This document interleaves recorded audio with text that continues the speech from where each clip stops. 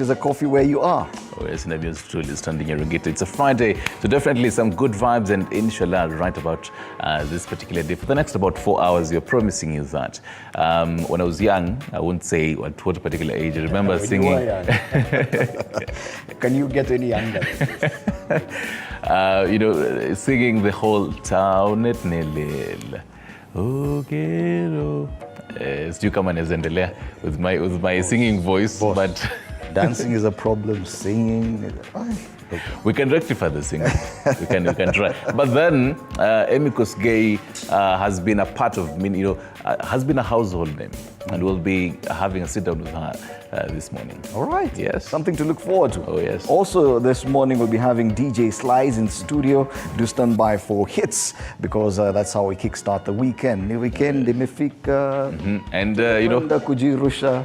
Slice pale akieka, having the temperatures high. Speaking of temperatures, Fred, let's take a look at the weather this morning. Even it knows it's a Friday. With the temperatures, it's 18 degrees Celsius right now. That's how hot it is about to be this weekend. Let's take a look. The highest temperatures you'd expect for today is about 26 degrees Celsius at around 3 p.m., 4 p.m. there. The temperatures promise to increase as the day progresses. The roads this particular morning, I was taking a look at them, and surprisingly, I don't know if it is major bus stops right about now, but there seems to be some snarl-ups here. It is Haile Selassie Avenue, and that roundabout, before you actually get into it, that yellow means the traffic is a little bit slow. Then bumper to bumper as you get into there. Let's take a look at other roads. Sorry for that. Let's dig into that. That is a thicker road. Surprisingly, not major traffic as you get into KCA University, past Utalii. Even that roundabout of Muthaiga. A final one here. Which road is this? Let's take a look at Muranga Road. Also bumper to bumper, then eases off later. We'll be taking a look at more on that in a few. But let's take a look at highlights of the dailies. A quick look at the headlines this morning. And yes, that's a cartoon on the Standard, but let's look at the main headline on the Standard. We'll be getting into the watery bucket later. Yeah, on the Standard today, it revealed junior secondary wars, grade 9 headache. That's the main headline. That's the main headline on the Standard. If we go to the Nation, who's fooling whom? That's a big headline on the Daily Nation this morning. They have the photo of President William Ruto as well as his deputy. That particular black and white effect, I think we'd seen that on, was it on Monday or some days before. On People Daily, they go with matters health, how fresh health plan will affect you. And on the Star, wine is strangled, cut into pieces. That is according to an autopsy. The Business Daily goes with the IMF in new tax onslaught on rich Kenyans and large investors. Nowadays, you hear IMF and you just get some jitters. And yes, those are the main headlines locally. I will be looking at this in a lot more detail shortly. But before that, let's take a look at the highlights this morning. Oh yes, and surprisingly, our highlights this particular morning have to do with what is going to be happening in courts in Kenya and across the borders. First off, right here in Kenya, the Court of Appeal to pronounce itself on the housing levy today following High Court judgment that rendered the plan unconstitutional.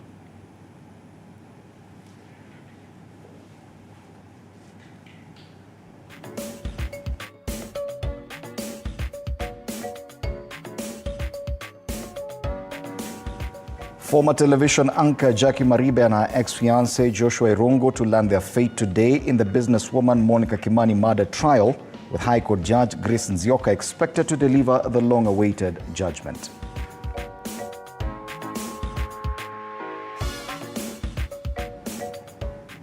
And still on corridors of justice across the borders, International Court of Justice to rule today on case filed by South Africa seeking orders to have Israel halt its military operations in Gaza, claiming the latter is committing genocide.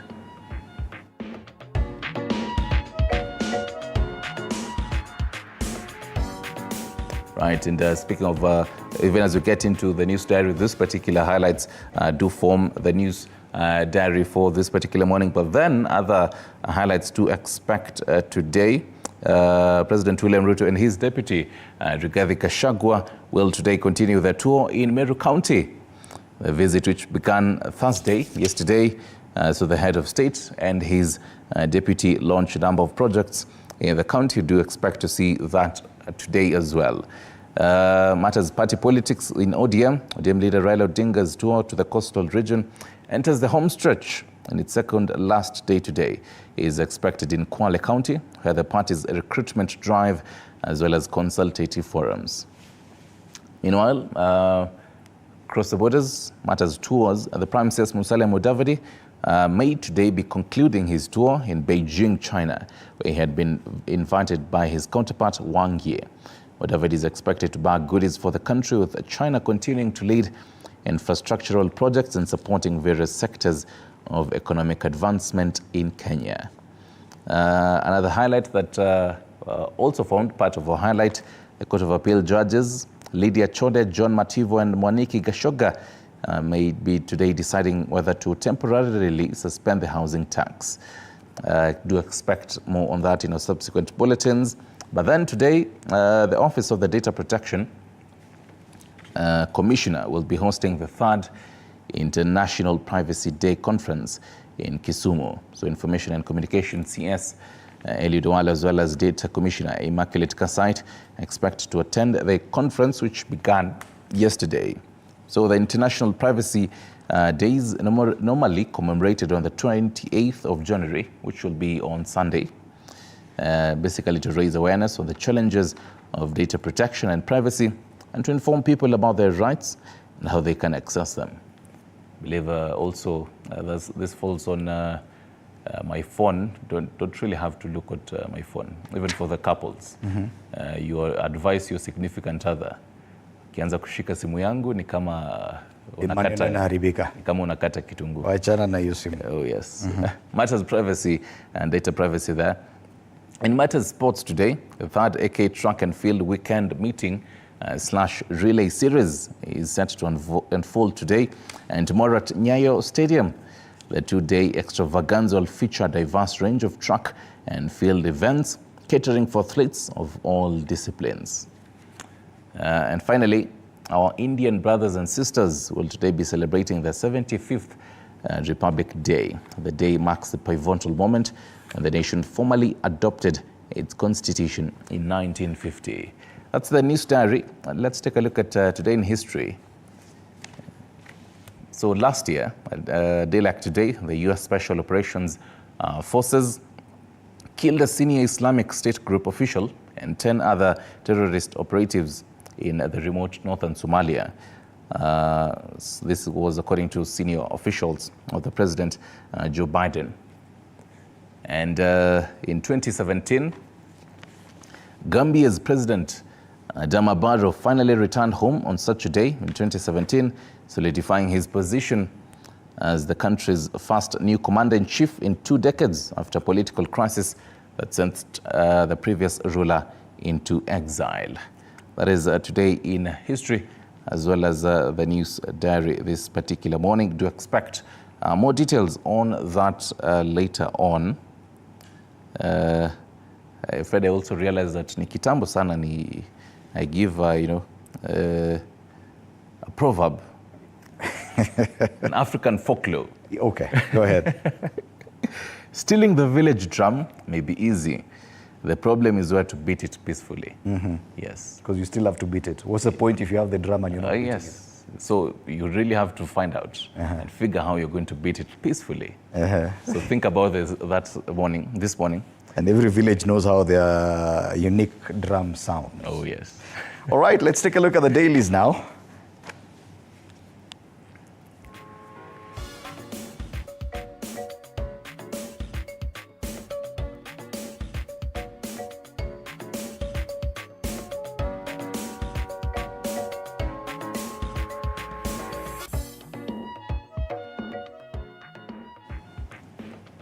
All right, a newspaper review. We kick off with the Standard. Revealed junior secondary wars, grade 9 headache. A survey has revealed the sorry state of junior secondary school implementation in public schools compared to private ones, even as it emerges that the government may be considering moving grade 9 to current secondary schools to take advantage of their teachers, classrooms and laboratories, which will be left idle after this year's KCSE candidates leave. The story is on page 2, 3 and 4. And you think about it and it will just be like going back to Form 1, if at all, because grade 9, right now those were in grade 8, ideally. Previously, the 844 system, they would proceed to Form 1. Okay. Now, they're in JSS, grade 8 in primary school, then grade 9, which is still JSS, you move to secondary school, and you wonder, what's the difference? The more things change, the more they stay the same. That's a big headline on the front page of the Standard, with a quote there by Ekelo Misori, Kupet Secretary General. We have a lot of underutilized resources in secondary schools while primary schools are struggling. These include trained teachers and infrastructure. It's a big headline there. Other news on the front page, states adverts plan death blow for free media. The ICT Ministry has directed all ministries and state agencies to place adverts in one newspaper. That's a Star, spelling the death knell for major dailies and denying readers government announcements. The story is on page 9, meaning that if you want to access the MyGov pullout, it will only be available through the Star. Oh, yes. Anyway, of course, there's an inside pullout, the Pulse, with a very interesting photo of something nice to look at. The model there, Charlotte Kimani. Okay. Because it's a Friday. I mean, you mentioned it and I have it here. Okay. And they say matters fashion. Called for who? Okay. The whole trend of fashion of being, sun-kissed and making sure. You even know the name. Oh, yes. On the top strip of the Standard are the highlights. Matters politics for Mushomba, Mount Kenya's lone voice of defiance. This is an exclusive interview there. It's on page 8. Of the Standard. Still on politics, Raila's riot act to rebel ODM leaders. That highlight featuring on the front page. On the international front, UK to loan back Ghana's looted jewels. And in sports, AFCON last 16, surprises in football fiesta. We discussed this yesterday. It's on pages 51 and 52 of the Standard, and the headline on the back page, hosts Ivory Coast sneak into last 16 after Nava's wait. But I told you so. And I totally agree with the choice of wordings here. They sneak into, for me it was mysteriously, they mysteriously into the round of 16. They are in the last 16. Mysteriously. I told you it would happen. You all doubted me. Now they are there. In very mysterious African ways. This is Africa. There's a lot that can happen. And that's a Standard today. Who's fooling whom? Is it Ivory Coast or is it who? But then in Kenya, they have the photos of President William Ruto as well as Deputy President Rigathi Gachagua. They say it is a slippery mountain. Kenya Kwanza leaders are touring Meru as infighting rages, the war within. So factional feuds have rocked the governing party with the Deputy President Rigathi Gachagua seemingly under fire from some lawmakers, curiously fronting Kiharu MP Ndindi Nyoro. The surprise boldness of the rebels to take on the number 2 in government has got tongues wagging. Questions persist about a hidden force, even as President Ruto steps in to calm the tide. They have the lowdown for you on pages 4 and 5. Other highlights focused here on the bottom scroll. Governors, MCAs splashed an extra 13 billion on luxuries. Matters devolution there on page 7. A focus on matters tragedy on page 3. A man recounting the horror of watching his daughter and granddaughter die in a house fire. And matters corridors of justice. Judges vow to resist attacks by ruling party. The series of fightback. The Kenya Magistrates and Judges Association condemns attacks on the judiciary by politicians and vows its members will not be intimidated from discharging their mandate on page 6. On the right, matters crime. Gunmen kill Laikipia rancher. Renowned rancher Lucy Jennings died yesterday in a hospital in Nyahururu, where she was being treated for gunshot wounds following an attack by raiders on Sunday. And in matters football, the AFCON knockout stage of Africa Cup of Nations beckons as giant killers look to extend run. And on their pull-out magazine on The Voice, the tides are changing one plot at a time. On the back page, matters health, the SHIF say it is SHIF unstoppable, says Ruto in vow to defy the courts. And at a glance, so the 7th of February, the date when the case seeking to stop the government from rolling out the SHIF and deducting money from salaries to fund the initiative will be mentioned. And as commonly said, we will be there no matter what. On the top scroll, Nigerians, Cameroonians can't stop talking about big last 16 clash between Indomitable Lions and Super Eagles in Abidjan tomorrow.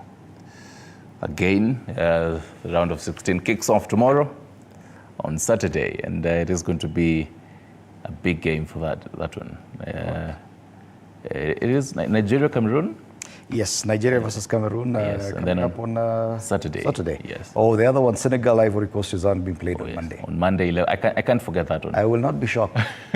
We'll be here with you on Monday, on Tuesday morning. On Tuesday morning to review that one. All right.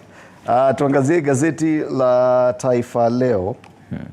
Taifa Leo, habari kuu pale, Mackenzie alichapa watoto wafe. Ndio habari kuu pale kwenye ukurasa wa mbele wa Taifa Leo. Nakala za mashtaka zasema mhubiri tata aliwazaba makofi na kuwacharaza viboko akiwalazimisha kufunga. Mahakama ya watoto elezwa kuwa mshukiwa mkuu na wenzake waliwatesa watoto wenye umri wa miaka 6 hadi 17 katika funga hadi ufe. Habari kamili kwenye ukurasa wa pili. Funga hadi ufe. Habari zaidi pale chini kwenye ukurasa wa mbele wa Taifa Leo. Zari the boss lady kafanya nini mara hii? Soma visa kemkemu kuhusu maseleb na burudani katika jarida lako la kila Ijumaa. Kwingineko, masuala ya spoti, shirika la AFC, si spoti hii, ni masuala ya pesa, masuala ya fedha. Shirika la AFC lalemewa na mikopo. Pesa haziwezi kutosha uhitaji wa wakulima wa mikopo. Ni masuala ya wakulima na fedha zao. Kwingineko, Rita Waini alinyongwa kwanza. Mtaalamu wa upasuaji wa maiti asema mwanachuo huyo alisakamwa akafa kabla ya kukatakatwa na kutupwa. Habari kamili kwenye ukurasa wa 3. Pale juu, masuala zaidi ya spoti. Wenyeji Ivory Coast waponea, niliwaeleza. Tunisia na Algeria waaga, huku wenyeji ndovu wakipewa Senegal. Tukimalizia, majaji wakataa mwafaka wa Ruto Koome, muungano wao washtumu wanasiasa kuingilia mahakama. Masuala kwenye ukurasa wa pili wa Taifa Leo. Right, on the People Daily, about 4 highlights highlighted here, but the big story is Matters Health, how Fresh Health plan will affect you. Matters Social Protection, it will be mandatory for every Kenyan resident to register for new insurance scheme that will see them pay higher rates pegged on employment status, age and incomes starting April. Was on page 4, and they have that particular highlight there. So within 90 days upon the coming into force of these regulations, every person resident in Kenya shall apply for registration as a member SHIF. So about 300 Kenyan shillings, the least amount in Kenyan shillings one will be required to pay to the scheme, and 16 billion, the amount of money that the NHIF owes both public and private entities. The highlights are the very top there. Inside plot to oust Kupent officials, matters education, matters security. CS Kindiki shuffles 32 top officers. And at the very top in red, end of the road for briefcase political parties on page 2. That is the People Daily for you. All right, on the Star, Waini strangled, cut into pieces. This is according to an autopsy. Chief pathologist says blunt object was used to bruise her scalp. Her neck bones were fractured. That's the front page of the Star. More news on the front page. There's a photo there of the president and his deputy presiding over the launch of the affordable housing project in Meru. And there he says, the president, how I created 750,000 jobs in 3 sectors. On the bottom strip, British Army in Nanyuki reports diarrhea outbreak. 172 affected. Hiya. If you go there, probably means Nanyuki town tonight will be very messy, quiet. You know, it is officers from this British military camp, the Batuk, Nanyuki, that usually run the nightlife. If told there's a diarrhea outbreak, things will be different tonight. No laughing matter, though.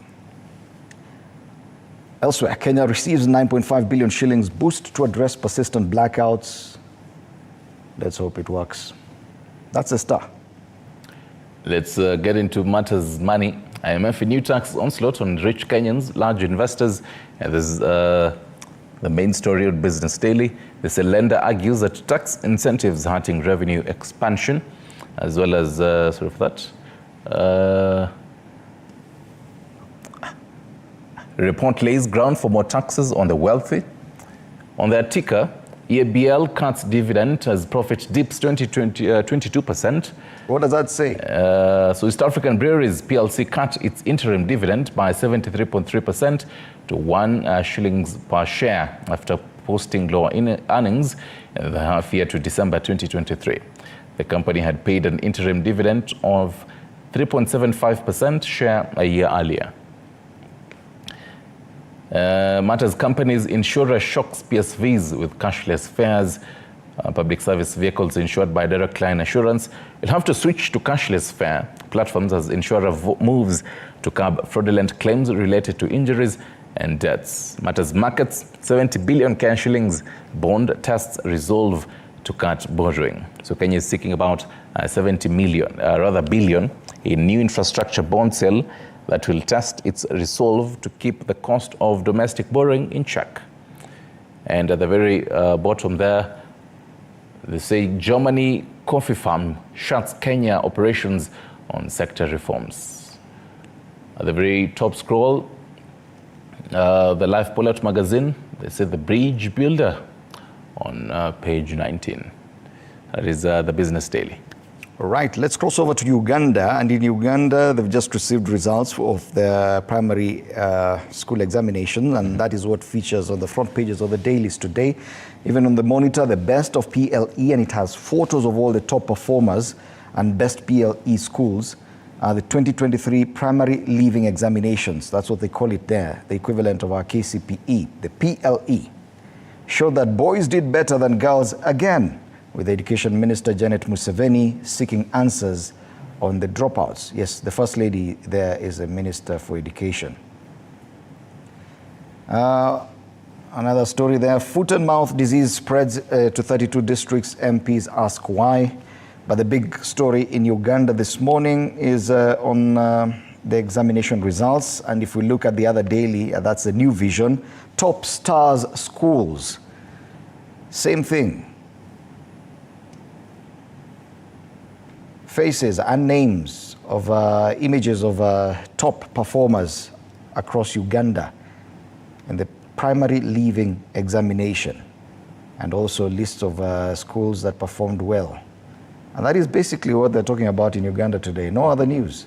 Apparently today is the NRM day. President warns economic saboteurs, but the big news is on the examinations. All right, from Uganda and Kampala, let's go to Rwanda. And if you're a lover of milk, it seems to be produced a lot in Rwanda. Matters, they stay away from matters politics once more.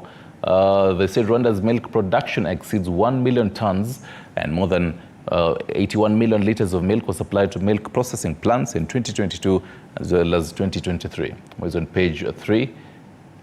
Once more, they have the photo of their president. The Guinea President Doumbouya visits Rwanda.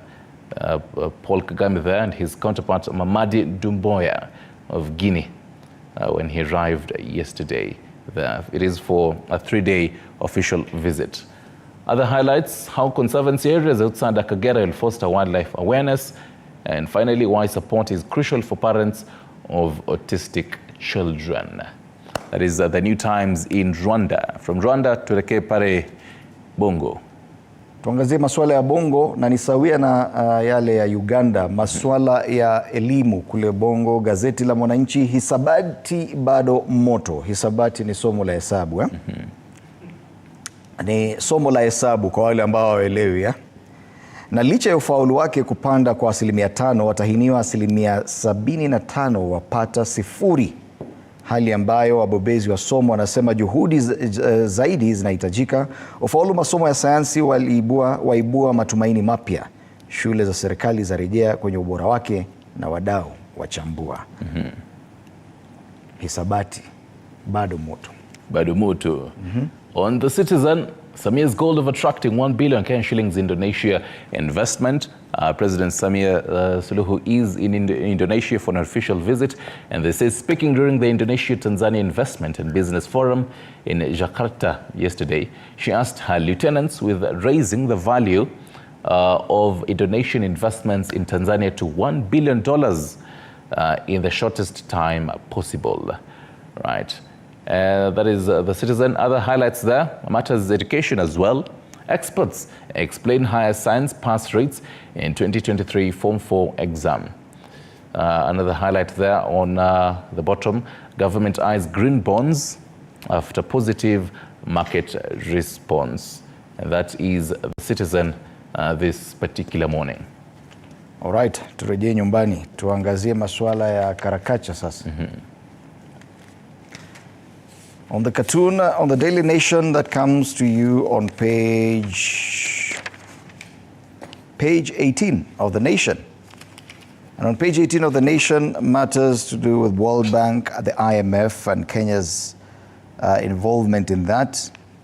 And there are 2 images there. On one image, someone that looks, the caricature of someone looks like our president, sharpening a knife with the help of the World Bank and the IMF. And the second image, we have a chameleon there in the UDA party colors, with the party leader of that same party saying, "Oh, I didn't tell you, I don't deal with IMF or the World Bank." Because Francis Atwoli, the Court Secretary General, has hitherto been supporting the president in everything he does. But when the IMF issue started, that's the very first time we've had Francis Atwoli criticize this administration's handling, especially of the economy. So yes, it's because of the World Bank, I guess, and the IMF. And he says, "Oh, I didn't tell you, I do not deal with the IMF or World Bank."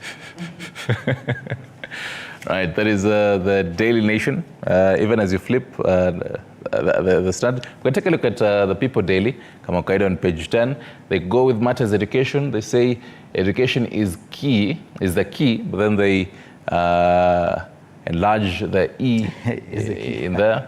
And they have 2 students holding a very huge key, probably opening a door for vocational training institutions. And you realize that key also has an E facing. Oh, yes. A very big one. So yes, Stano plays there with the letter E on his cartoon. For was it about 300,000? 300,000 people failed to join. Oh, failed to join, yes. Those are from KCP to KCSE, to Form 1. But those who got an E, of 48,000. Oh, 48,000, yes. So now those are the ones that the government says should be joining vocational training institutions. What you're seeing there. Education is the key E. All right. Let's take a look at the cartoon on the Standard. Barabara ni ya kuelekea 2027, but the Azimio leader carrying a leaking bucket of water. And that bucket is the Azimio Unity. It's leaking, cracks within the party, the coalition rather. And he says our differences in opinion on issues doesn't mean there are cracks in the coalition. Well, we only say what we see. That's a cartoon on the Standard today, matters politics. It's interesting. For today, they have a leaking bucket.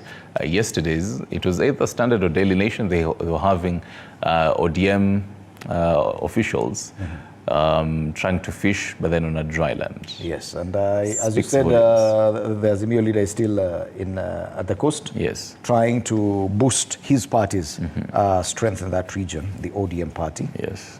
Meanwhile, that meeting that was to happen yesterday with the Azimio coalition to try and bridge or really mend the cracks didn't happen. We'll be discussing some of this with my panelists after the break. Kevin Ayodi, political analyst, Fanyamambo Kinothia, a lawyer, Mark Okuru Echakara, a transformational leadership and governance expert, and Kennedy Ondek, UDA coordinator, South Nyanza region. To stand by for that conversation. And remember later on, sing again. Taunet nelel, ugero, She'll be here to judge. Oh yes, Emi Kuskei, recording and performing artist, as well as multi-award. Will be right here with us around 8 a.m. Right about then. You can always tell us and interact with us and tell us what's your favorite song that Emi has sung, and what is that one thing that you remember about Emi Kuskei? Oh yes.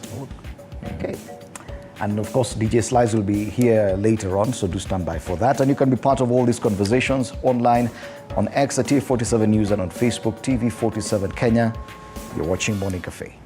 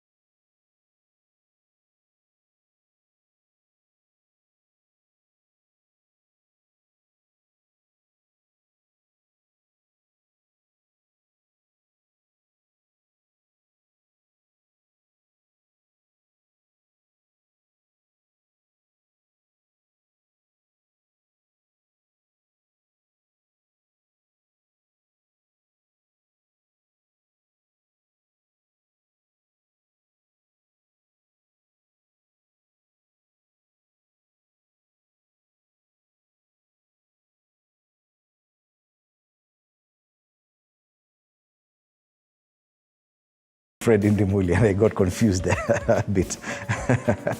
Welcome back. We want to get down to start discussing State of the Nation this morning. In studio with me currently is Kennedy Ondiek, UDA Coordinator, South Nyanza Region. It's good to have you in studio. Karibu sana. Thank you so much. Thank you. Very interesting headlines we're looking at this morning, and some of the things that we are seeing are of interest to us. But probably what we could start discussing, because I know the story on the nation is one hot one, especially for UDA and what's happening in Mount Kenya region. Who's fooling whom? And some of the rumors going around are very interesting. But before we get to that, there's a smaller headline featuring on the front page of the Daily Nation. On the bottom strip, governors, MCAs splashed an extra 13 billion shillings on luxury. A report by Controller of Budget Margaret Nyakango on the first 4 months in office of newly elected county officials shows counties cumulatively spent 67.47 billion, an increase from 54.82 billion shillings during a similar period the previous year. However, the report flags non-priority expenditure like landscaping, beautification of buildings, seating allowances, and 3 billion shilling travel packs for MCAs. The story is on page 7. And Bwana Ondiek, you've been in that county assembly, and is it to be expected that any time after election and there's a new administration that comes into place, that such things will occur, that governors will seek to change probably the kind of furniture they have in their offices, repaint the office, and do some other renovations? We are seeing that even on the national level, that even state houses are undergoing renovations. And the president, once he got in, even the cars, the vehicles had to change. Is this what we're seeing even at the county level? Yeah, thank you, Ndimuli. I think that the first thing we have to agree is that as a country, we are in a dynamic nature.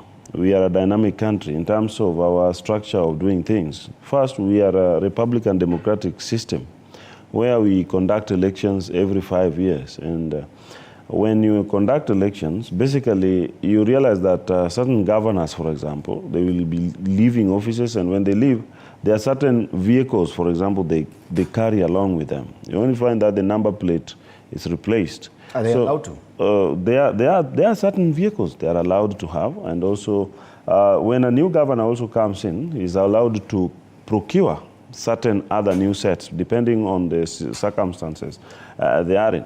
Especially you'll find that certain counties also have so many of such vandalized towards election. So we are in a country where we have to keep changing things.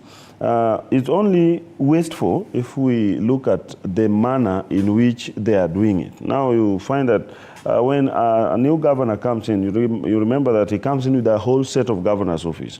Chief of staff, head of what, so many things, head of communication. They are very new. They need cameras, they need so many things. So you realize that the office of the governor can sometimes have a serious, huge expenditure at the beginning. And also, even members of county assembly, they might be called travel packs, for example, but you might find that it is not travel packs.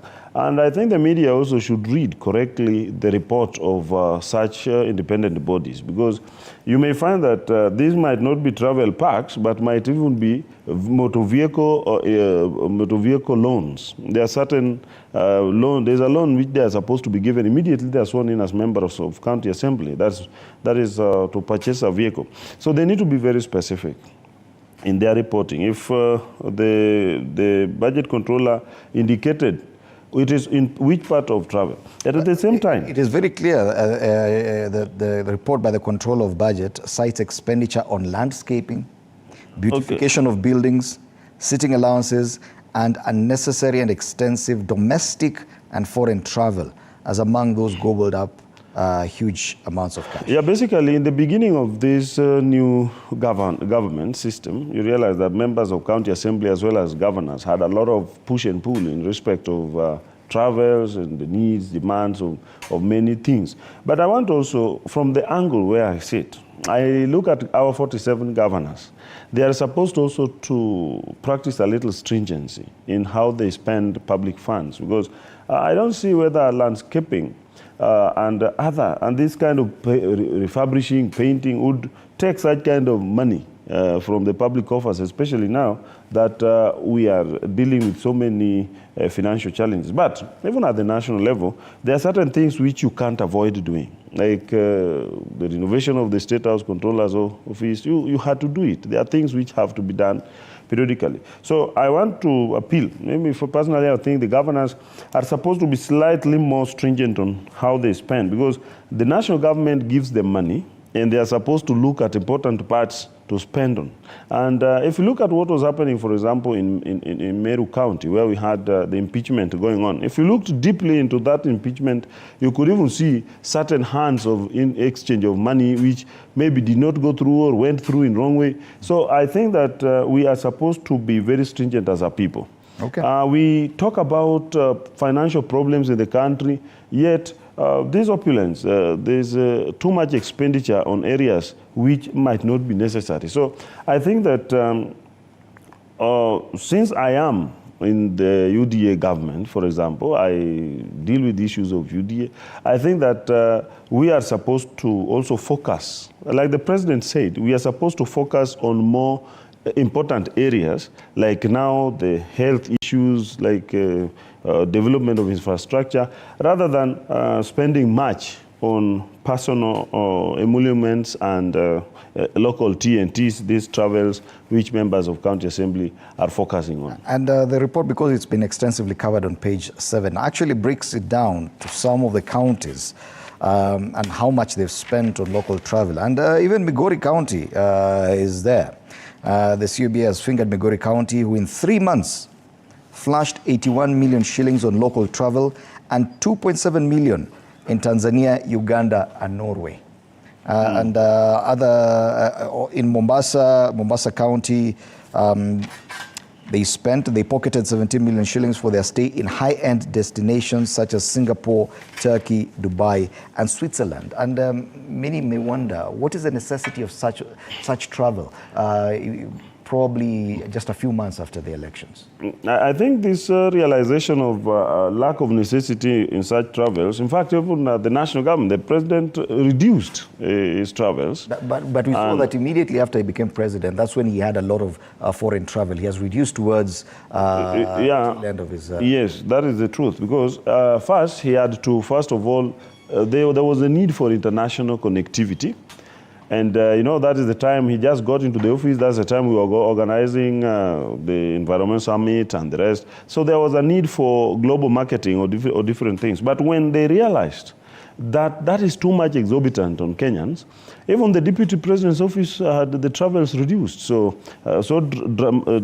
drastically. So I think that even to the members of County Assembly, I think in the first few months they got into the office, everyone was having that urge of, you see, I need to travel. You've served I've served in the County Assembly, and you see, when I was sworn in first time, I really thought it was a big heaven, you need to travel into different areas. And you did this travel?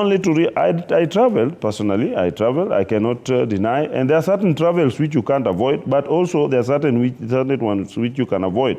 And members must stop traveling into countries which are more developed, because when you go benchmarking in a country which is highly developed, yet our capacity cannot allow us. Like you go to Israel, you look at how they do dairy.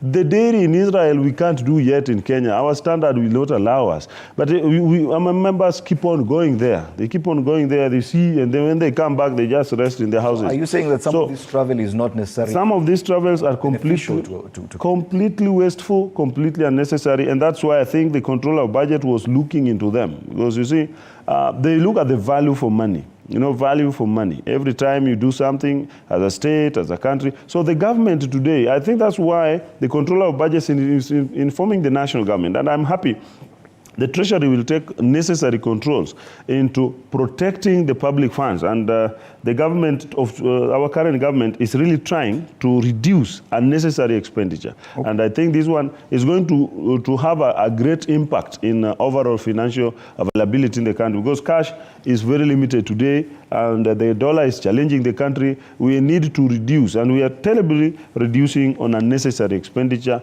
or unproductive expenditures. Even away from travel, the other expenditures that have been flagged by the auditor, the budget controller, include the issue of landscaping and beautification of the Speaker's residential buildings, drilling and equipping of water boreholes at the county assembly.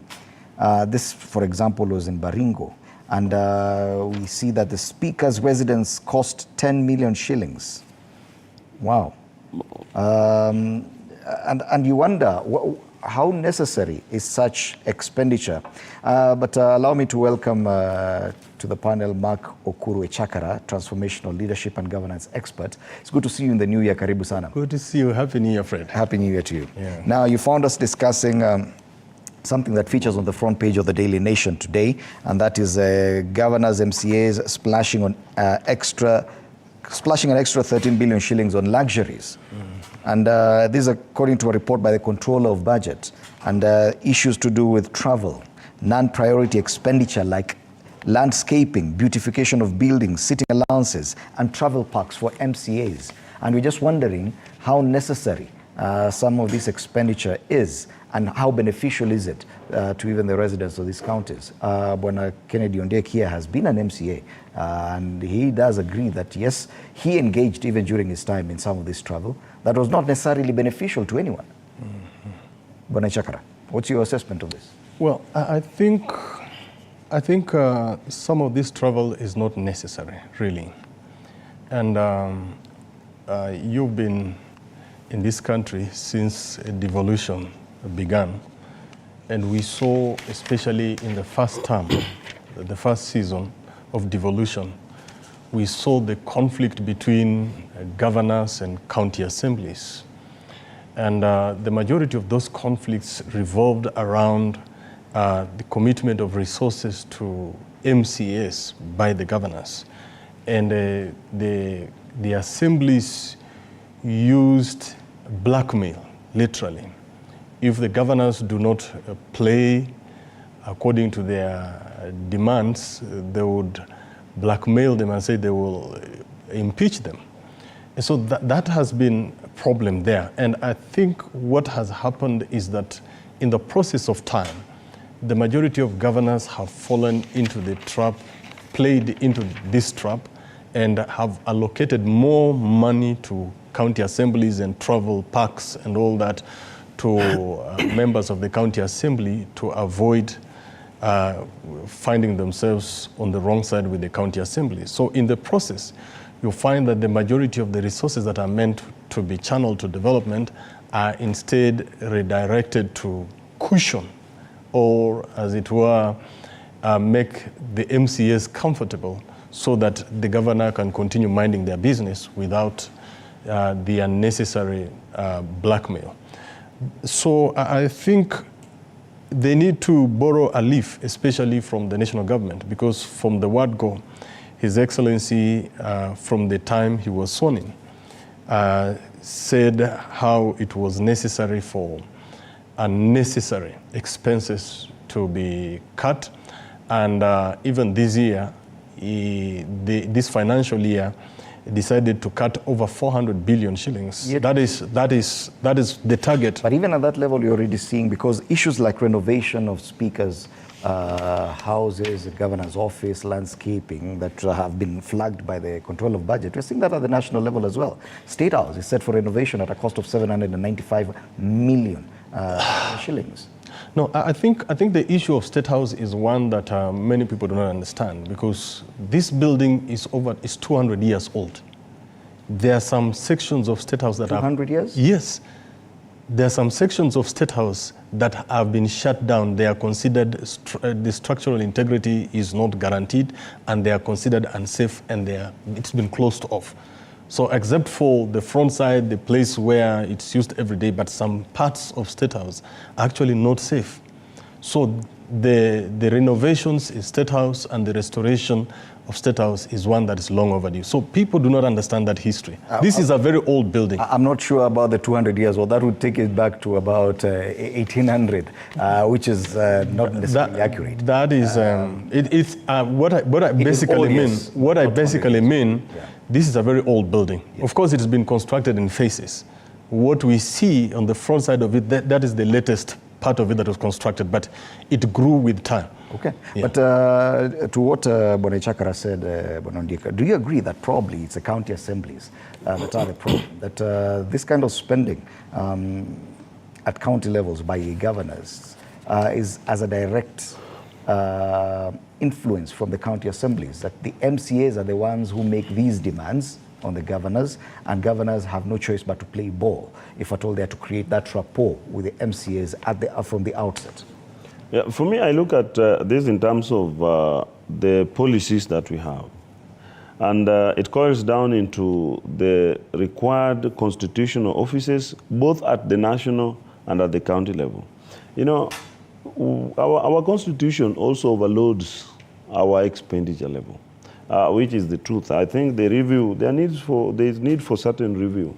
And when you look at the counties and you look at the national government, there are certain expenditure areas.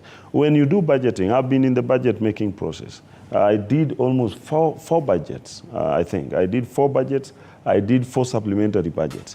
A lot of waste come at the supplementary budget level. And the budget controller also needs to inform Kenyans that when the budget was sent, and this is spent, and now they are reporting. You know, they approve the budgets.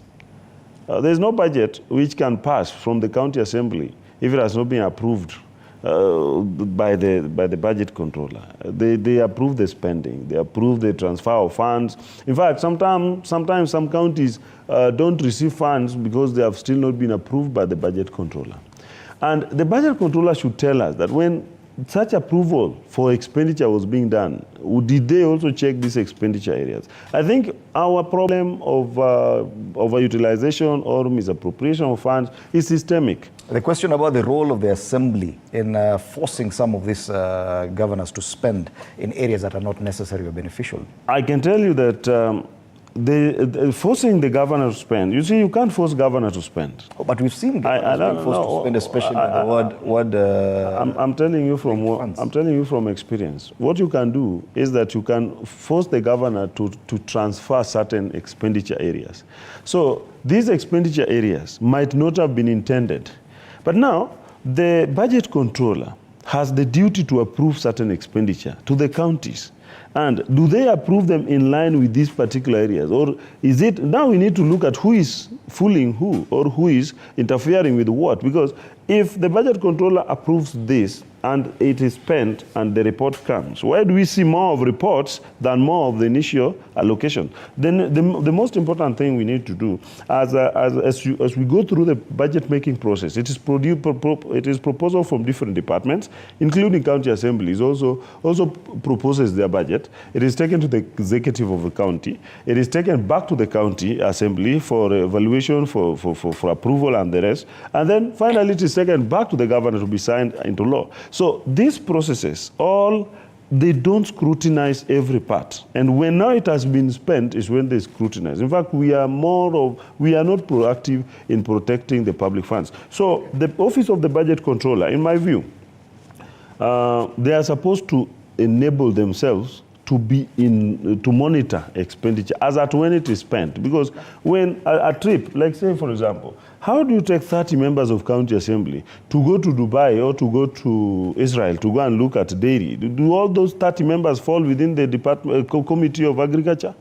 They may not fall there. And when a governor is traveling outside the country, have we checked how many MCAs or how many members of the executive they travel with? It might be too blotted toward the camp. So it might be a very big team. So that should be evaluated from even immigration department. In fact, all these departments are supposed to help in checking. If there's a foreign travel of a big team, they should be asked, what are you going to do? How can 40 MCAs be in a bus going to Uganda to do what? Point made, and time for us to take a break. When we come back, I can see Bwana Chakara wants to add something to that. I'll give you an opportunity. Okay. We're watching Morning Cafe. You can be part of this conversation on our social media pages. Don't go too far. We'll be back after this short break.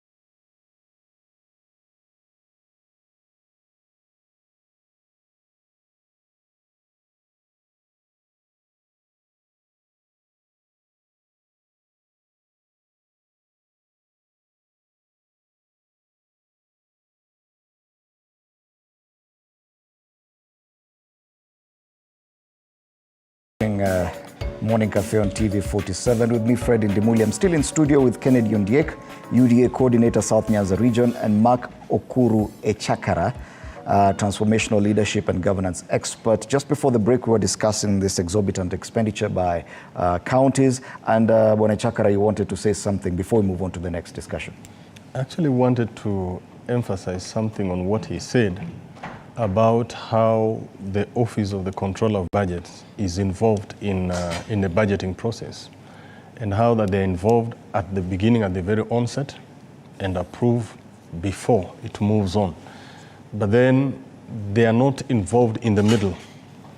They only come at the tail end to carry out an audit, as it were, of what they had approved from the beginning. I think probably what needs to be done is for the Office of the Auditor General to be enabled, and the capacity to be built for them to be proactive, monitoring the spending of the funds which they have already approved for the budget. I think the capacity building for the Office of the Auditor General. All right. Yeah.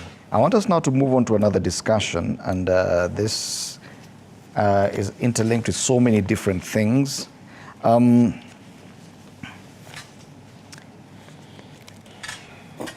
It features on the page 6 of the Standard, and I want to connect it to another story that's on page 25 of the Daily Nation.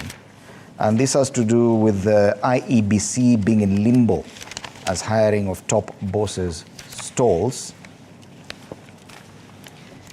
Now, President William Ruto's shaky truce with Azimio leader Raila Odinga is turning out to be costly for the country, which is now staring at a constitutional crisis over the absence of the Electoral Commission.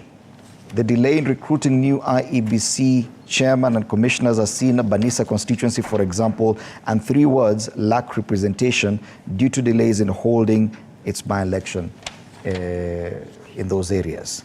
Now, of course, we saw the National Dialogue Committee come up with a report in December, which is supposed to be presented in Parliament, but because of parliamentary calendar, that is yet to happen. So much needs to happen. Away from those by-elections, there's the issue of the delimitation of boundaries, which according to the Constitution should have been done by March of this year.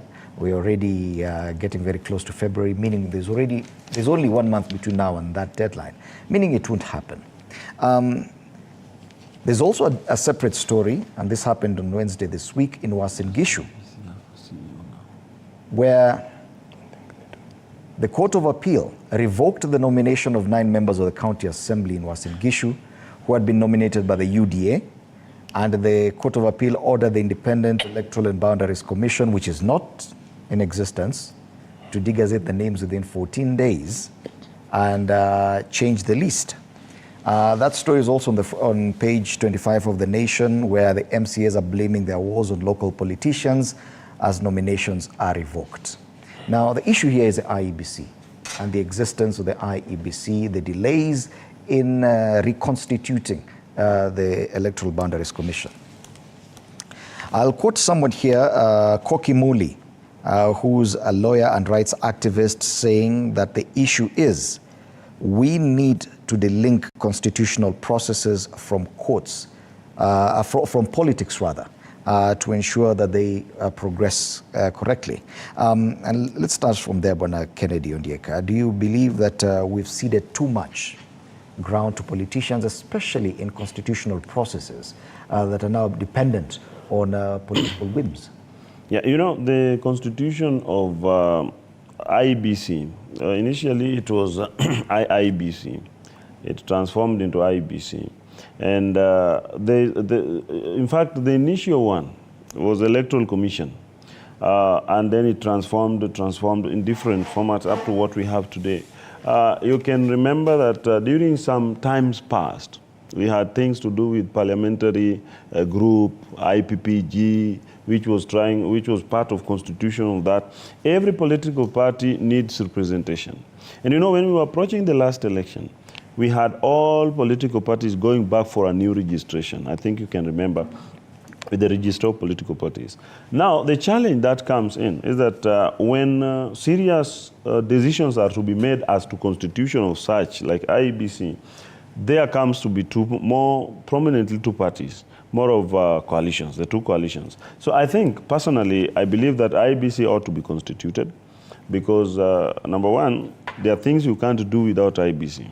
Like you can't declare an election without IEBC. You can't, in fact, the current IEBC has no capacity to write any letter to even declare any position vacant because they are not well constituted. So I think first we need to look at constitutional processes, and I think this one is not the fault of the government. They are different entities that are involved. We're not blaming the government, but yes. in fact we're saying it's politicians across board. Are we ceding ground, constitutional processes ceding ground to politics? That, for example, the delimitation of boundaries is supposed to happen, but it would happen because politicians are taking their time to do something else. Yes, that's where I was coming to, that politics plays everything. In fact, let me tell you, even you're sitting there, it's politics. In the dispensation where we are, politics will interfere. But I will plead, I look at all Kenyans. We have to remember that we have to move. A country must move. Our country must move. And in fact, these processes need to be undertaken. So the government has a role to play, which I believe that the current governance system is playing its role. The politicians have gone too deep, and that's why I opposed the BOMA's talks. This is where I was seated when I was telling you BOMA's talks will yield nothing. In fact, it has just yielded delays in so many things. It was not even necessary in the first place, but the government yielded to politicians so that they could listen to them, only to present nothing to be listened to. So it included the constitution of IEBC. For me, I told you the other time that what we needed to focus on in BOMAS was constitution of IEBC, because it is what was necessary as at that time, and then restructuring our electoral process. That was very necessary, which they didn't do. They tried to propose positions which will still need referendum, and now nothing. It's like BOMAS, all that thing in BOMAS was a waste. So we need to allow IEBC to operate because it has got a structure. It is only just not, it is not well constituted, but it has a structure. It's not, it's beyond the constitution of the commission, because right now not even a single commissioner exists. Yes. Bwana Ichakara, do you agree that probably we've messed up the system so badly that constitutional processes are now ceding ground to politics?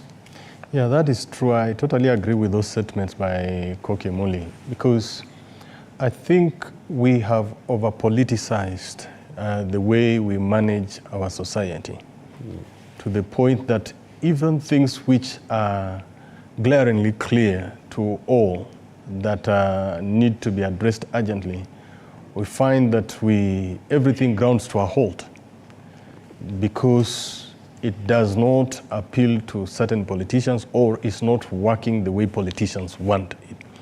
Basically, what that implies is that as a society, we are being run by politicians every single day. So without them having a say in everything, almost everything, we can't move on as a nation. And for me, the constitution of the commission is a constitutional mandate. And the constitutional mandate should not only be limited to politicians or should not be managed by politicians. They should not be the only ones who have a say. All the citizens in this country have an interest. They are stakeholders because they are the ones who are affected when they don't have representation. And yet that is also their right. So it is not just the politicians alone who should hog this space. So I think what has happened is that we're finding ourselves in very unfamiliar territory because of the pull and tug that is taking place in our political space. It is like everybody wants to throw their weight around and they want to feel consequential. But at the end of the day, we put the nation in a very, very difficult situation. So the question then that begs is that, do these politicians, let me not call them leaders, do these politicians really care about the interest of our nation as they purport to?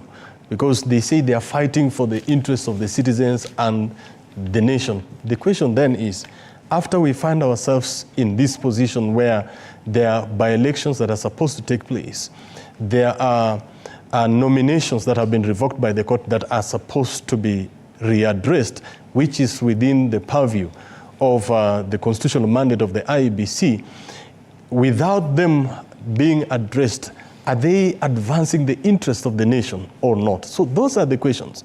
And from where I sit, the politicians and the political players in our nation are probably the biggest stumbling block to the development of our nation. And Ondiek, I'll ask you to paint a picture to us, because there are three words that do not have MCAs right now, because of court decisions or because their representative passed on. There's one constituency, parliamentary constituency, that's Banisa, that has not had a representation for months now. What does it mean for those people who are supposed to enjoy the right to political representation as guaranteed by the Constitution? What does it mean not to have an MCA for about 6 months or a year? Yeah, obviously, without an MCA for some time, you'll realize that there will be challenges, because we know the three roles of members of county assembly as indicated or as stipulated in section 8 and 9 of County Governments Act. The role of member of county assembly, apart from legislation, we have also oversight. So you realize that resources that are allocated to that ward may not have adequate oversight in terms of how they are spent. And the worst of it is lack of representation, because the roles are oversight, legislation, and representation. But I also want to add that Kenyans are really represented. You see, lacking a member of county assembly, you have a member of parliament. You may lack a member of parliament and you have a senator. So I think that there might be no serious lacuna in terms of representation, but constitutionally, there is a problem. They are supposed to be represented. And the most important thing we need to look into is, are we moving forward as a country, or we are in the political mode every time? The government of the day has been sworn in, and the president is William Ruto. Nothing should change. And the opposition has kept on interfering with the process, even these constitutional processes, because you start, let me tell you. How has the parties interfered with the process? The president had, the president had already made a proposal. Remember, there was already a list of a committee that was supposed to start establishment of what? Of IEBC. They had already been sworn in. They had not been sworn in, but there was a proposal. The government made attempts to ensure that the process starts. What happened? These constitutional people went to court. These activists, lawyers, together with these ones who oppose everything the government tries to do, they went to court to stop that. That is now when we had the process of talks at Bomas coming in. You can see who derailed the process. So I think that politicians, some of them are not even, they don't mean well for the country, because if they mean well for the country, they cannot keep interfering. In fact, that's what I was telling somebody somewhere yesterday, that we cannot have these activists ever in court with everything. In fact, they will start suing you for sitting there. Just sitting there, they will sue you. So we have a people who have decided that they want to interfere. They think they read the Constitution so much that they don't even, but while they read 2 pages and then they run to court. Access to judicial redress is also guaranteed in our Constitution. We cannot be faulting that and saying it is wrong for Kenyans to go to court and challenge some things that they feel are unfair. But you can't go to court to challenge everything. I think we are a society that is too heavily litigious. Everything we go to court. I think it's abuse of the judicial processes for me. As from where I sit. Because if we look at the issue of hiring of IEBC commissioners, this thing was not initiated by the president. It is a constitutional process. It was started from parliament. And even the rules for establishment of the committee, the recruitment committee, after the process had been kicked off, and the members recruited and even sworn in, some members from the opposition who had participated in the process of putting in place the rules again went out and said this is not right, and yet they participated in it. And then in the process, this committee was basically left in limbo, as we are told here. They're just there. They were sworn in, and they said, okay, we need to renegotiate. Now, that renegotiation has taken over a year, and nothing seems to be moving forward. So I don't want to agree with my brother where he says because we are overrepresented, if you don't have an MCA, you have an MP. The MP plays a different role, and MCA has his own role. Especially in the role. day and age of NGCDF, don't you think that the people of Banisa are missing out a lot? Exactly, because you see, we cannot have, the CDF cannot be managed without an MP being in place.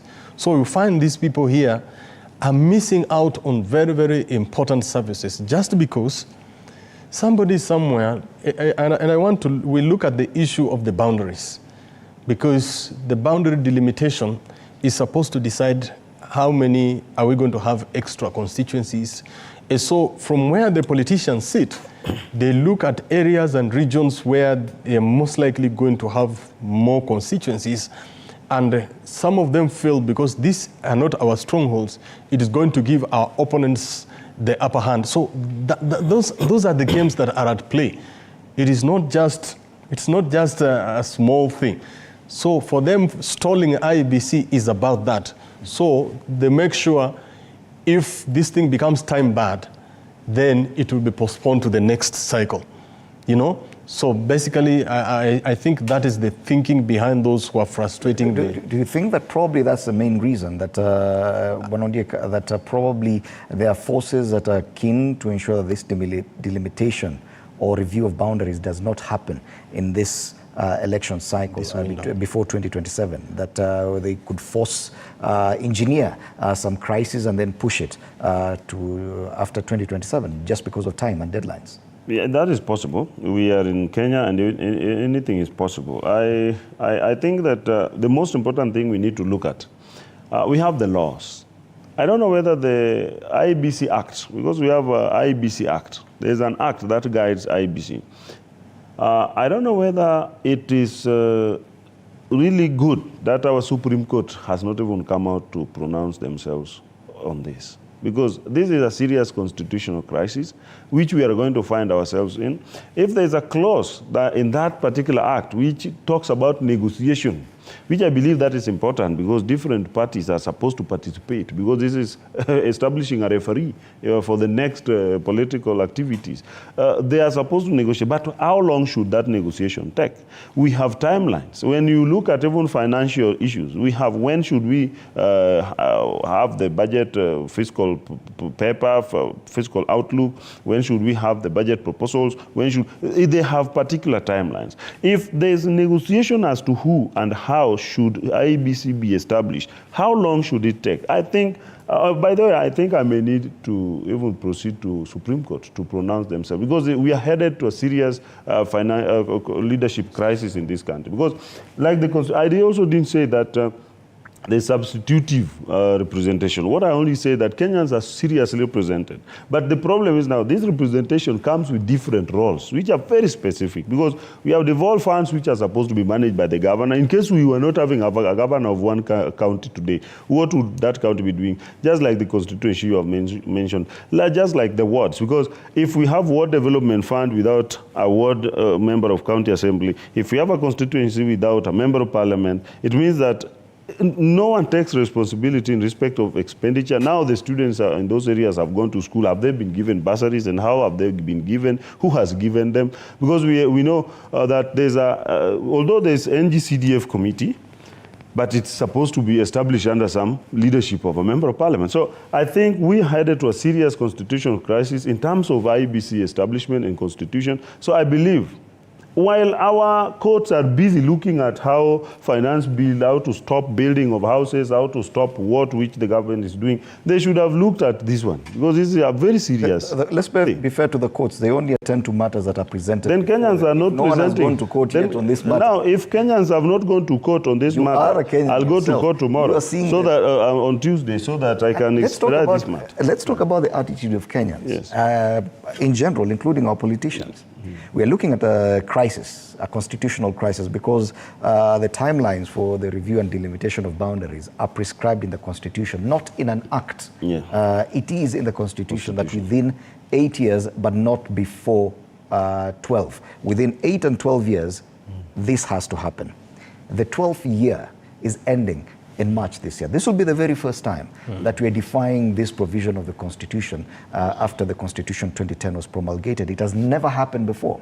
The only other time that the delimitation was defied was during Samuel Kivuitu's time, the ECK, and that was way before this Constitution was in place. Yet Kenyans are not seeing the necessity or the need. We've gone to court on so many other things, and you've rightly put it. But on this matter, no one has even raised a finger or a red flag. People are just waiting for us to defy the Constitution in the next 1 month and see what happens. After all, politicians feel nothing big will happen. Don't you think that that attitude problem could lead to a replica effect of now we start defying the Constitution over and over? After all, nothing big will happen. Yeah, actually, it's not really, because the people really who are supposed to be actively involved in making sure that this happens is our members of parliament. Actually, they're the ones who are constitutionally, they're supposed to be at the heart of it. A regular citizen cannot just decide, I'm going to court, and the court gives an order for IEBC to be constituted. There is a sense in which constitutionally, parliament is supposed to be involved, you see? And what I feel for me, because the last time the delimitation happened was 2011, 2012. It was actually immediately after the Kivuitu Commission. It was done by the Boundaries Commission by Andrew Ligale, before it was merged with IEC to become IEBC. That was the last time it happened. And so what I feel, just like I said earlier, this is, I don't want to be a conspiracy theorist, but I strongly feel that there are regions that are seriously underrepresented and qualified to get extra constituencies, extra county assemblies. And those who feel that their side of the political divide is not going to benefit a lot from this delimitation are silently quiet about it, knowing very well that their role cannot be overlooked. So they want someone to initiate it, but they are not being proactive. So it's a silence of conspiracy sort of. And that is a big problem. Somebody maybe needs to, now that my brother here has seriously threatened to go to court, and he has pronounced himself publicly on national television, someone should go to court and let the court pronounce about it, and if possible, probably give an advisory exactly to what happened. Exactly. Yeah, but the humble truth, Indimuli, is that the governance system and the political system we have in the country is the biggest problem, because the process had started. I don't know how it stopped and why it had to stop, because the main issue was someone felt that the committee that was constituted was not going to represent his interests. And in fact, I want to be very specific. The opposition said that this is a committee of the president. And that was it. That's how you were here. That's how it ended. So I think there needs to be a proper process. You know, the process might be there, but now who proceeds with the process? That is the people who are supposed to form the committee. The committee was to be established. It had already been proposed, but it was stopped. Because yet, there were 4 commissioners whose term had not yet come to an end. And as they left, they claimed they had been forced to leave. That also led us to this crisis, Bwana Chakara. No, their time had not ended. They resigned. They resigned because even due if to political pressure. even if they had not, it's not due to political pressure. It's because that is what they claimed. That's what they claimed. Of course, it is their word against our public perception. But we all know the role that they played in putting us where we were in the last general election, the mess they placed us in. Because just 30 minutes before the announcement of the presidential election, they decided to bolt out of Bomas to go and address a parallel a parallel presser at Serena, talking about what was about to be announced by the chairman of the commission. And yet they were commissioners, they had participated all along. So they cannot say they were pressured into. Even if they had refused to resign, nobody would have gone to drag them out of office. So I think they were left with a lot of egg on their face, and just to save their... We're talking about an independent commission. Of course, but they resigned. Talking about how politics influences some constitutional processes, because politics can also engineer the resignation of members to an independent commission and lead us to a crisis like the one we are in right now. I understand what you're saying, but let us not forget the fact that these people clearly demonstrated their bias. And so their continued stay in office, even if they had not resigned, would not have been tenable. For me, from where I sit, even if they would not have resigned, someone would have gone to court and petitioned for their removal, because they had already shown they had taken sides, and there was more than enough evidence to prove that they were holding brief on behalf of certain political interests. If we could look at other jurisdictions like the US, even the Supreme Court, members of the Supreme Court, to some extent, even partisan, they vote along those lines. What is so wrong with members of an independent commission having their own opinion about politics? I think having opinion is not even allowed, because that is a constitutional body. And when they were taking that office and they were taking oath, when they were being vetted, they declared that they are not having any political interest. And how can you have a political position yet you are an arbiter? If you find a referee in the field coming wearing a T-shirt which is similar to a particular team, and even before warning, you find them kicking off the match and then they play along the other team, what do you do? And also, Ndimuli, even if these people resigned, even if they were pushed out of office, even if they were pressured to leave, and they have left, does it mean that this vacancy should not be filled? If you resign from where you are today, do you think there will not be a presenter tomorrow? There will be somebody. Why is it that in our situation, if somebody resigns, someone doesn't want another one to be hired? The opposition doesn't want somebody to be hired because they stopped the process. For me, I want to be, it's not that because I support the president, no, but I support the truth. There was constituted a committee. Somebody just insisted that this committee cannot work to proceed to give us commissioners. They ended up plunging us into a discussion in Bomas, which ended up again with nothing. So someone has orchestrated the situation in which we are, and that's why I was thinking that before the courts focused on stopping the president's activities in different areas, they should have focused stopping, or maybe ensuring that these constitutional processes take course. Okay. They keep on pronouncing themselves on irrelevant things when they are very serious things. Which now that you brought that up, let's discuss that. Actually, by the way, this issue where the committee was constituted and did not take off, it was put on hold with the belief that the Bomas process would be fast-tracked so that they can address this issue. It was actually one of the main agenda at Bomas. But as it is right now, the Bomas, the NADCO report is out, and those who are, the main issue which needs to be addressed urgently is not being followed through. So it shows you that there was really no interest in having this commission in place, because the issue of addressing the cost of living would have come later, but would have pursued. They said, in the meantime, let us pursue this and address, because there is a window that is quickly closed. Is that unwillingness to pursue this coming from both sides of the political divide or from one side? No, not really, because you see, the president had already, after Parliament played its role, already put a committee in place, and they had even been sworn in. So we cannot say that they... After the fact, after the president and his team agreed to be part of the NADCO process, how come they've not raised this issue, even as the head of government? How come he has not come out to say that we are facing a constitutional crisis because of a lack of IEBC and therefore call for the need for fast-tracking of this? He has also remained very silent, curiously, on this matter. Ondiek. Yeah, I think he has to be silent. You see, the first time he became loud, he started working, and then he was stopped by these loud noisemakers. I'm telling you, even tomorrow, if the president comes up again and says, oh, can the committee proceed now that the Bomas thing has collapsed?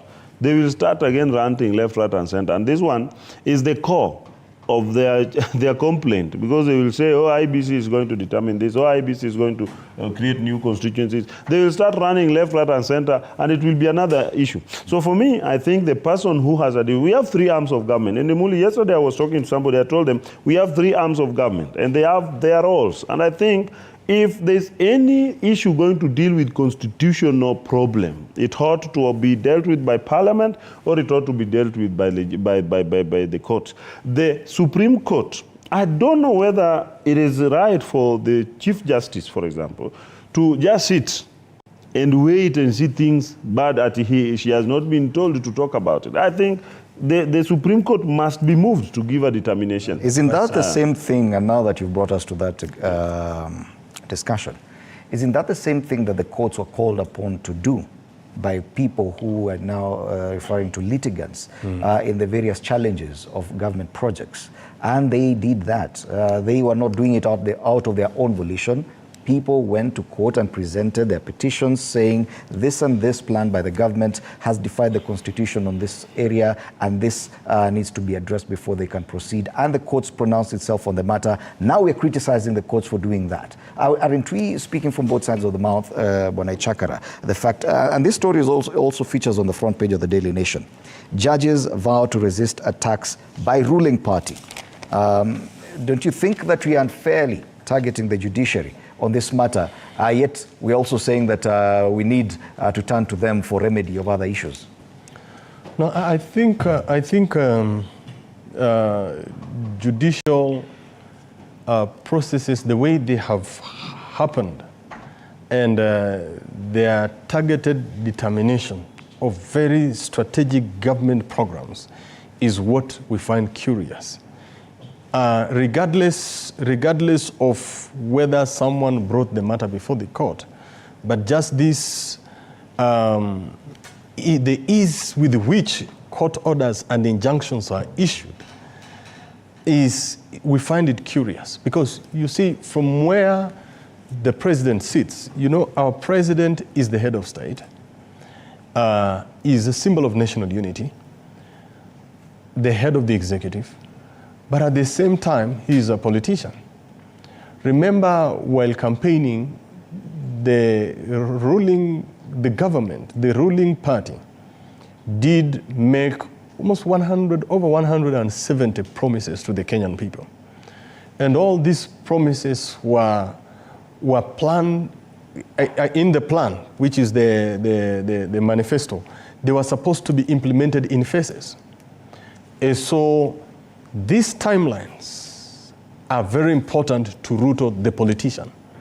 We are looking at him as the head of the executive, and we might criticize him for criticizing, in quotes, the judiciary. But Ruto, the politician, is conscious of timelines.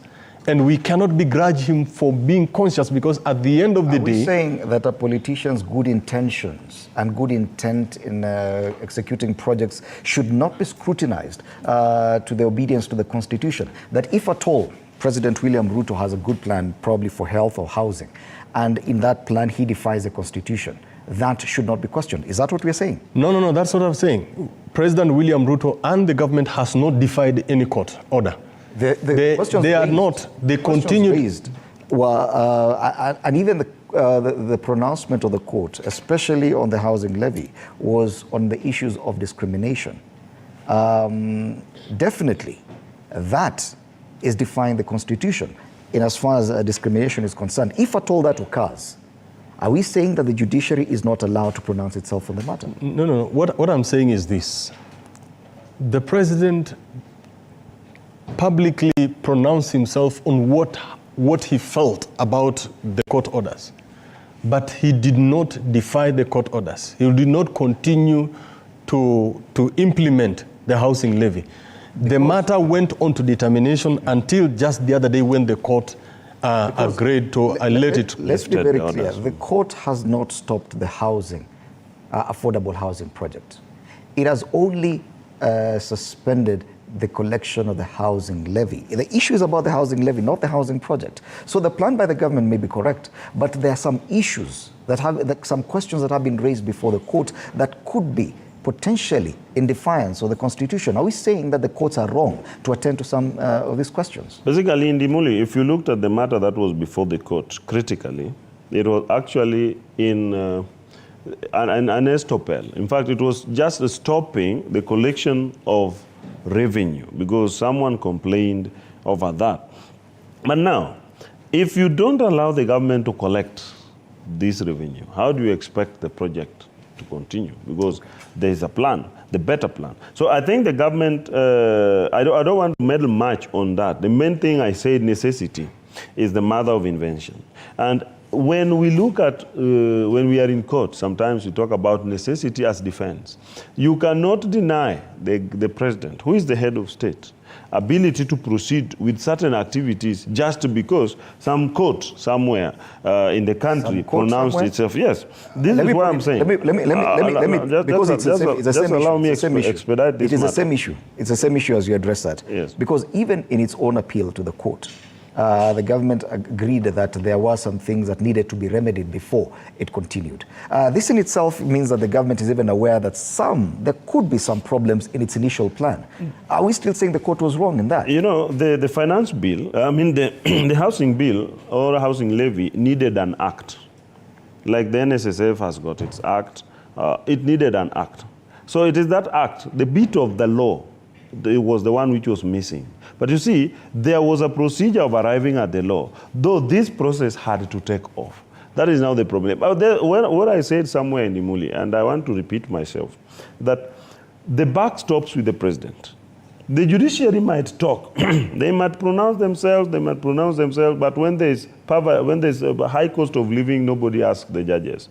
Nobody asks the MPs. They say the president. When the dollar problem comes into our country and we can't access our dollar, you see yesterday our shilling again went down against dollar. Who asked the judiciary? Who asked the court? When there's poor transportation, when there's jam, in case we can have jam starting from Juja to Nairobi, they will not ask the MP. In fact, even the judge will be in that jam and they will not be asked. They will be talking to the president. The other day when we had power outage, they were asking the president. So the buck stops with the president. It means for the greater good of the people of Kenya, the president must be given opportunity to work. These three arms of government, and that's why I support the meeting that was in State House. Somebody called it state capture because they want just to talk about big words like state capture. Yet they don't know that that consultation between the three arms of government was very necessary. Are we saying that for the good of the country, the president is allowed to defy the Constitution? No, the president is not allowed to defy the Constitution. It's not allowed. And what I'm saying, Fred, is this. The president criticized the decisions, just like any other Kenyan, but he did not defy. The government did not go ahead to deduct the housing levy from public servants. So it was not implemented. They continued grumbling about it, but they did not defy the court order. Actually, when it comes to the legislative aspect, when the parliament was supposed to conduct public participation, someone went to court again to stop the process of public participation, which, because the legislative framework was required to be in place, and part of the legislation, one of the phases is supposed to be public participation. So it doesn't make sense when the legislature wants to play its role as defined by the Constitution, and the judiciary says you cannot do what you are required to do because you cannot legislate in parliament. There is a phase that you must involve the citizens, and that is public participation. So when you have such court orders, then it raises questions about the intentions of the whole decisions by the court. But the point is, the president never defied. They did not go ahead to implement it. Okay. They just criticized. You brought about the issue of parliament, and we now need to examine the role of parliament in this. Because the judiciary's hands may be tied because of their role. That if at all any Kenyan presents any petition between the Supreme Court or the courts on this land, then they are required to attend to that matter as per the law. Yeah. And if at all any problem is found, they are required to make that order. They do not come up with these cases by themselves as a judiciary.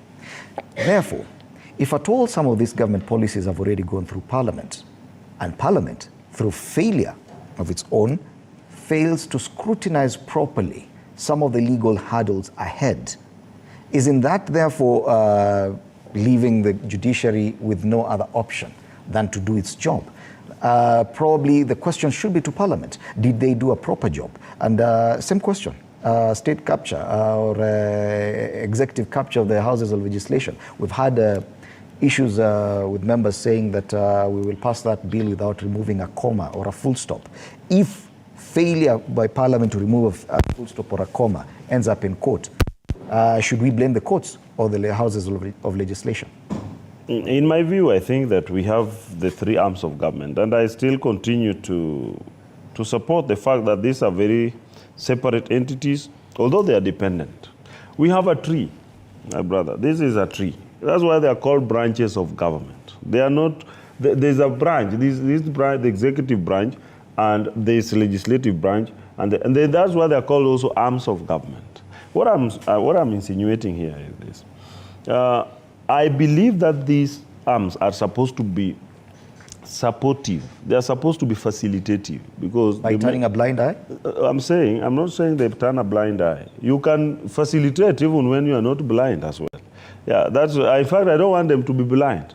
What I want them to do is that, can they act in a manner that ensures the interest of the people? What is the current interest of Kenyan people? These litigations, all these litigations, do you think they are in the interest of Kenyan people?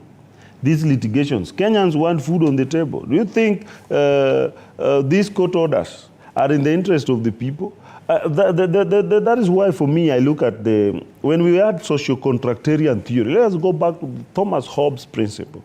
The thing is, the state was given powers to ensure the preservation of our human rights, the needed rights, the necessities for our dignity. That's Article 28 of the Constitution. But the power has to and be also, checked.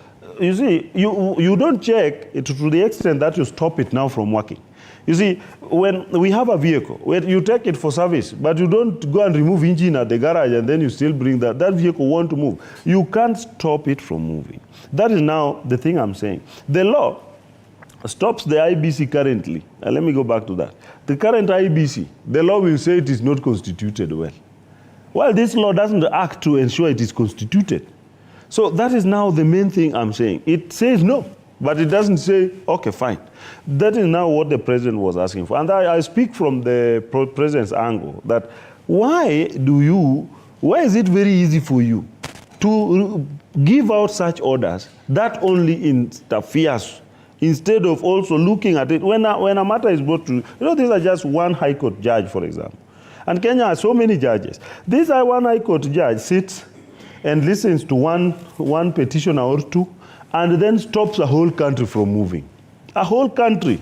Reasonableness. You must be reasonable. And then this thing goes to another court, and now it is lifted. This time which has been wasted doesn't mean that this judge who stopped it was cleverer than this one who has lifted it, or this one who has lifted it is the one who is cleverer than this one. So these judges, they don't, yes, I know, principle of law, I'm also a lawyer, principle of law require that a decision of a lower court can be overturned by a higher court. But now, if this decision which stopped this one has interfered greatly, now this one which stopped the collection of revenue, if this one that has overturned it now will make orders that those revenues that have not been collected for the period that it was stopped be collected, Kenyans will again say, you are collecting them together.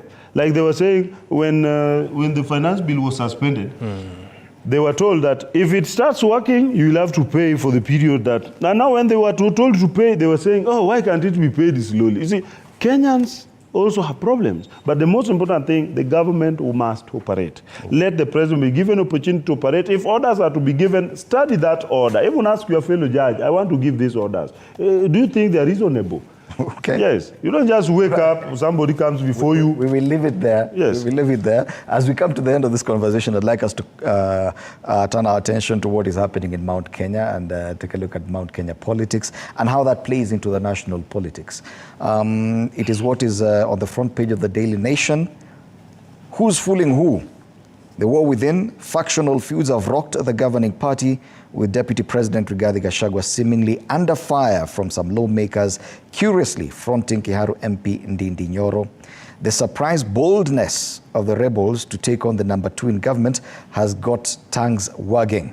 Questions persist about a hidden force, even as President Ruto steps in to calm the tide. Yes, the president has made his feelings known, and he has said, he has simply asked the members who have been raising these issues in Mount Kenya to calm down and be patient. But the president has not come out directly and said that Rigathi Gachagua will be my running mate come 2027. If you read the story on pages 4 and 5, there is some indication, especially a quote attributed to the governor of Nyeri saying that if you want to come to Mount Kenya, you have to go through Rigathi Gachagua. That's Nyeri Governor Mutahi Kahiga. And in a thinly veiled salvo against the president, the governor said that all who want to deal with the people of Mount Kenya must do so through the DP. If we look at the kind of boldness that these members of parliament are taking on the deputy president, do you think that we are trying to point this hidden hand, perceived hidden hand, at a particular person, Bwana Chakara, that we are not mentioning his name? No. I think many people probably think that His Excellency might have a hand in this, but that's not the truth. What I see politicians within the mountain who are ambitious, trying to angle themselves to play a key role in the future of the politics of the mountain. And this is my personal opinion. I feel that those who are fronting Ndindi Nyoro have their own interests, and by the mountain, especially the Kikuyu, I have 3 major counties, that is Kiambu, Nyeri, and Murang'a. And I strongly feel that the people of Murang'a, over the years, have not really been at the heart of power. And they feel that there is an opportunity for them, because there's a window, they feel there is a window for them also to get to the heart of national politics in this season.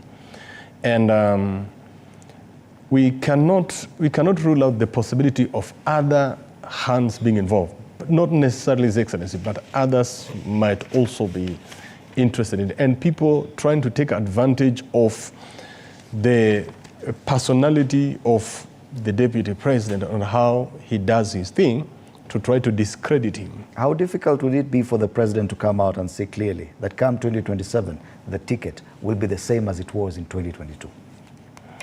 It is not difficult, but you know, a political space is like holding a mud fish whilst you are still in the river. So we agree the you president smile, you smile, you look like you have a catch, but in a split second you might find that you have no catch and you go home. By the president leaving that thing open, isn't he fueling further discord within Mount Kenya, especially the UDA party? Ndimuli, number one, we have to agree that the president has a right to a decision as to who becomes his running mate in any election.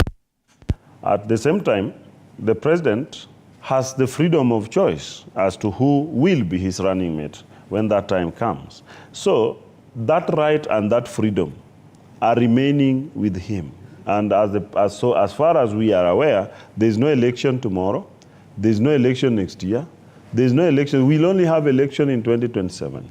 And I like the progress with Ndindi Nyoro. I don't have a problem. Ndindi Nyoro is becoming, is bringing himself forth as a legislator who is capable of being a presidential candidate.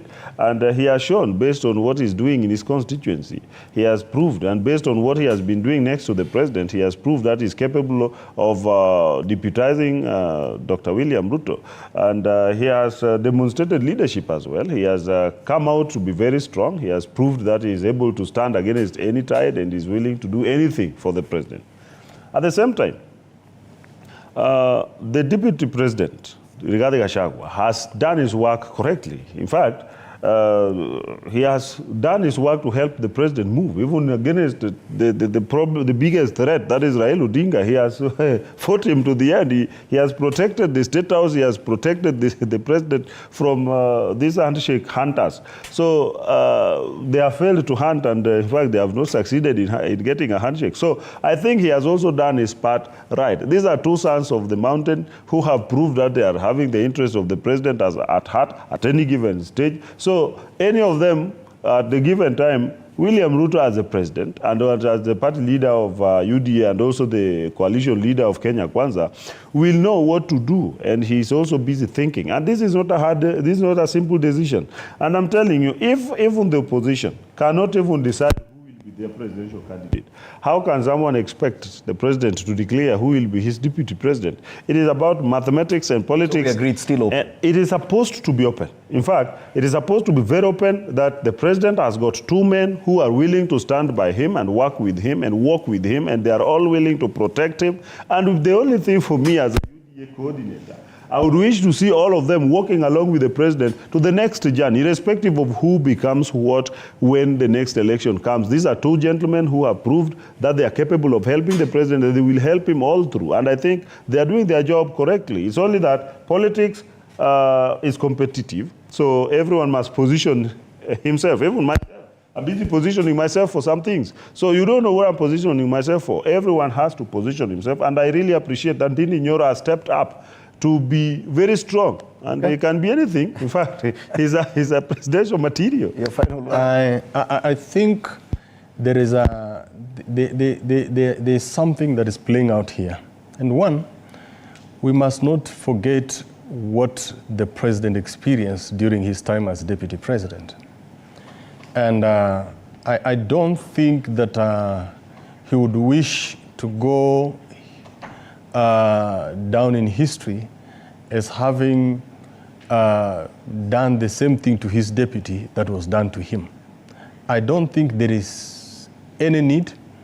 Rigathi Gachagua has proven over and over to be more than able to deputize the president, and there is actually no need whatsoever to justify his replacement. So for me, from where I sit, I still see the president remaining loyal to his deputy who has stood with him at the most difficult time. I don't see any need for that conversation to take place ever, and for Rigathi Gachagua to be replaced at all. It's only that the president has not come out. Exactly. No problem. There's no need. There's no need for him to say that. Thank you so much, Bwana Mark Okuru Echakara, transformational leadership and governance expert, and Kennedy Ondiek, UDA coordinator, South Nyanza region, our panelists this morning as we looked at the state of the nation. Thank you, gentlemen, for coming to TV47 today. Let me now go to our editorial comment this morning, which is calling for caution in handling the recently discovered coltan deposits.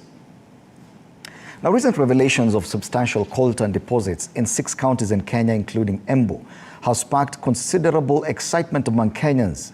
At a time when the country is struggling to boost its exports, such news is welcome. As a resource, if handled correctly, could boost the economy. The rare mineral is used to manufacture electric car batteries, mobile phones, and other electronic devices.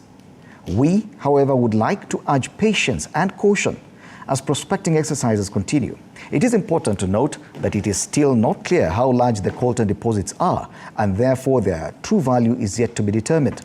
Now, given the kind of conflict and other challenges experienced in other areas of Africa where such minerals have been discovered, we are calling for proper preparation of the communities that sit on these deposits and which stands to benefit when the same is exploited. Africa is indeed rife with bad examples of how such mineral resources are managed. The Democratic Republic of Congo, for example, holds more than 70% of the world's coltan reserves, which have for decades fueled violent conflict in the east of the country. Our hope is that the authorities will be keen to ensure that issues surrounding the environmental impact are addressed conclusively. Further, the potential social displacement, ethical concerns surrounding child labor, land management,